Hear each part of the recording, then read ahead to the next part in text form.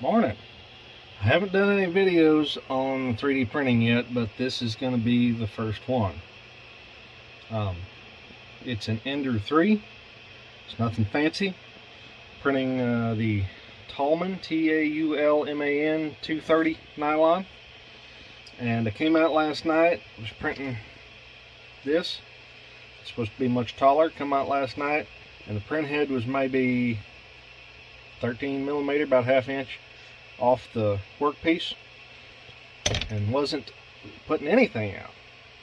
So we're going to try and fix that today, this morning. I pulled the piece off, went ahead and cleaned it up a little bit. At my workstation there, I got all kinds of tools left out from the last time it decided to die.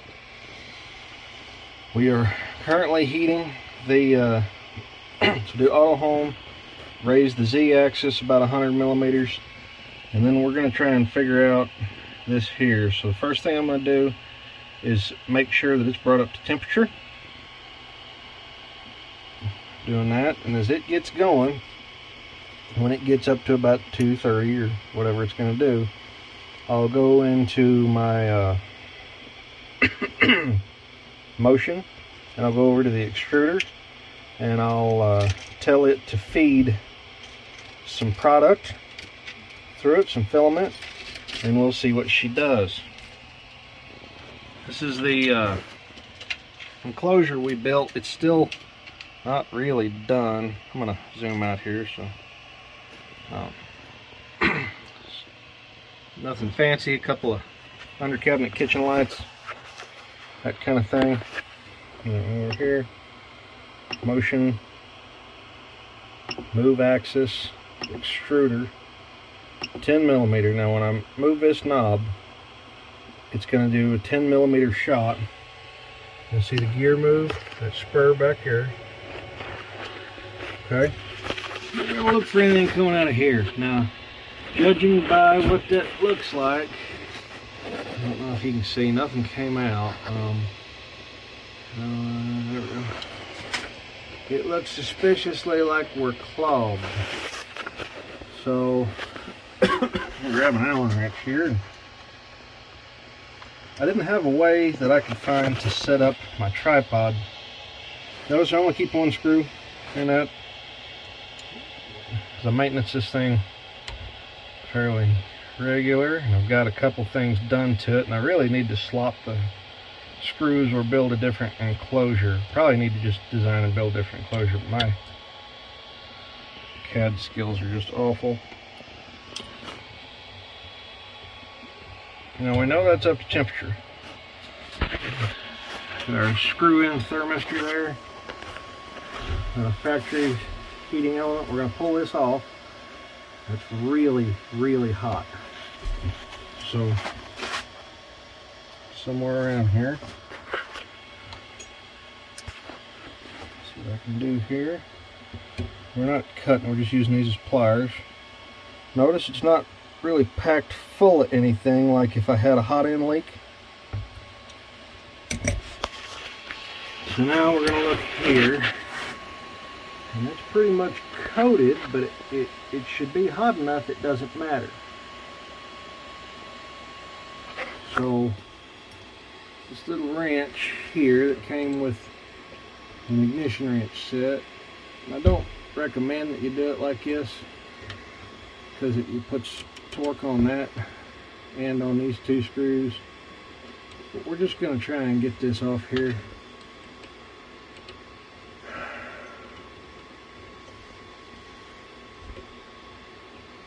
Now do not, in any case, if you can help it, touch this stuff. These parts are stupid hot right now. I forget what 230 degrees Celsius is in Fahrenheit, but it's real hot. I have to stand up because the machine's on a base. It's at 40 inches. I am about 6'2". Hot, hot, hot, hot, hot. So there. And there's my forceps. Switch hands here.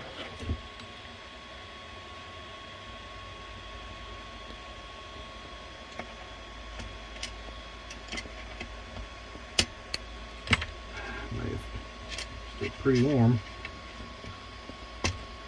Why did it fall down in the one place you can't get one-handed?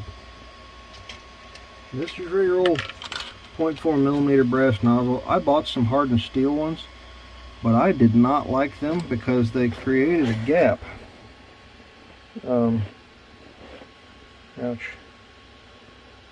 Okay, so that's, man, I'm sorry you can't really see that very well, but they created a gap and I had a hot end leak. And I filled that little silicone sock just plumb full of TPU here today. So, bump that up a little bit. Nothing, nothing, nothing, nothing. Okay, so this is still hot. It's still not feeding. So, what I'm going to do, you can hear the heater in the bottom of the enclosure kick on. I'm going to take this and just get the clip out. And it landed right there. Remember, this is hot, so be careful. Push in. And with one fingernail pushing in, try and pull the whole shebang out. And then, what you're going to want to do is go back here. Excuse me. We're going to loosen the spring tension. And when we do, we're going to use the other hand, the other fingers, to attempt to push some product in. And you know what? I can't do it. So there's our problem. I'll do this one-handed. So I got some filament in my paw here. Push in, and I bet you we found a big old mess. Yep. Now I don't know why it ate it. I don't know what's going on, but I do know that we're going to have to refeed this whole thing.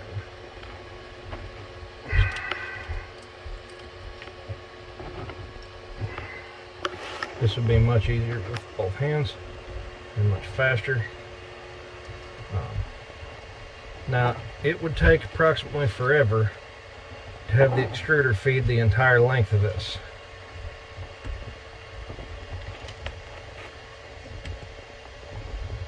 So what I do is, once I have my hot end put back together, except for the little blue tube there, which is one of those Capricorn high whatever tubes. Anyways, you get the idea. I'm pulling all this out. Looks like the nozzle was clogging, and when it did, it jimmied a little bit there. It can probably run just a little bit higher temperature and take care of a lot of that. It probably should have a hardened steel nozzle in it, but like I said, the steel nozzles that I purchased look just like everybody else's as far as I can tell. The difference is that they are shorter from where they butt up to the end of the thread.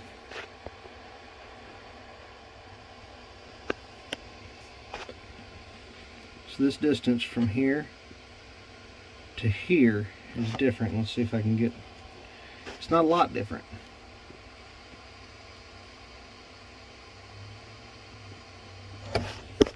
You can see that they look just about the exact same, but there's just, you know, a quarter of a thread with that.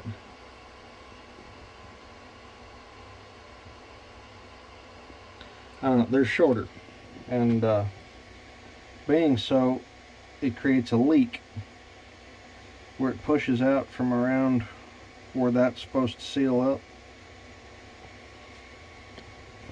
and gives me a hell of a rough time. So we're going to go back over here. Excuse me. Up, up, back, temperature, cool down. The only reason we're cooling this down is we're going to put a new end in it.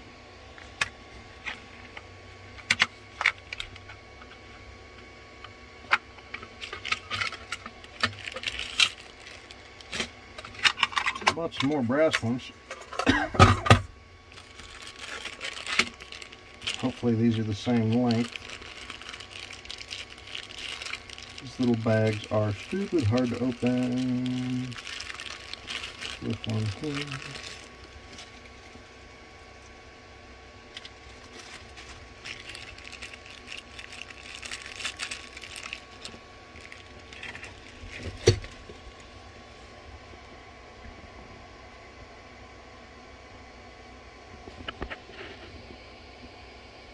It looks about like it. Now this is cooling back down. As long as I just touch that part, the likelihood of burning myself is lower than it could be. And this whole hot end's been replaced with an all-metal unit, but it was a copy. I kind of wonder if I hadn't have just better bought the whole dang thing from a better company. But that being said, once I figured out that the hot end that I had installed, the nozzle, excuse me, was my issue, everything worked a lot better. Now, going back over, temperature, nozzle. There's no reason to tighten that nozzle until it's at temperature.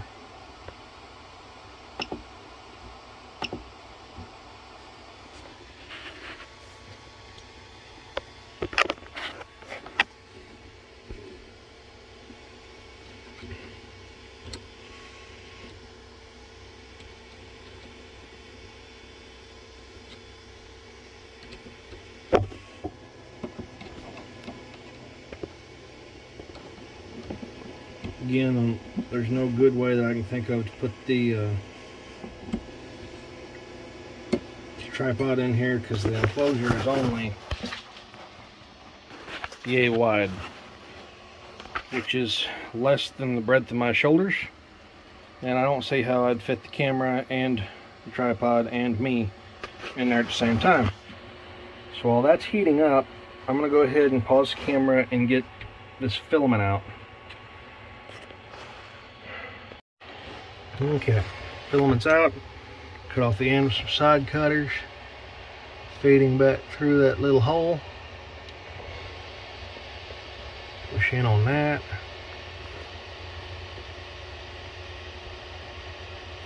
Get it started, and I will actually keep doing something similar to that. I will take spring pressure off and feed filament all the way through this Bowden tube until it's sticking out this other side, even if it's a little bit proud, like even if it's too much, because I want this thing to have the filament all the way down in it, because if you don't, it doesn't get hot enough up here to melt it. If the filament gets stuck up here, I don't care if it's 230 down there, it ain't near that here. That's why there's this big heat sink and why there's a fan on it.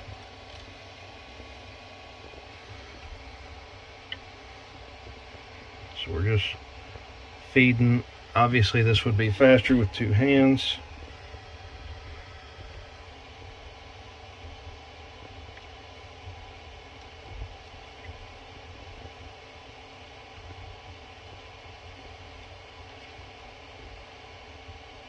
Now this thing does have just a couple modifications done to it. The one I like the most is this screw-in thermistor. If anybody wants the info on that, let me know. I'm gonna go ahead and feed that in, and then I'll cut back the video.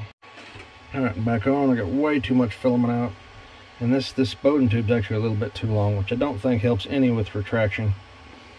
But we're pretty much up to temperature. I'm gonna put this down in that hole and kind of feel its way along, and you'll see it start to extrude, which is what we want. And I'll just go ahead and let it feed in real slow. And push this whole thing in. And what we've essentially done is priming the system. At this point, I'll install this clip back, put the hood back on, tidy up my filament, and be ready to print. No big deal. Alright guys, thanks for watching. I'm in no way, shape, or form an authority on these things compared to a lot of the guys out here. But I imagine it's about Christmas time. There's probably a lot of you people like me that bought a 3D printer not knowing a lot about it, but wanting to know about it, or you got one as a gift. If I can help, I can help. And if you're having the issue that I was, where I walked out last night, I was like, son of a... So, anyways, subscribe to this channel, more mechanical content, things of that nature, not a lot of opinion pieces. We'd love to see you. Take care.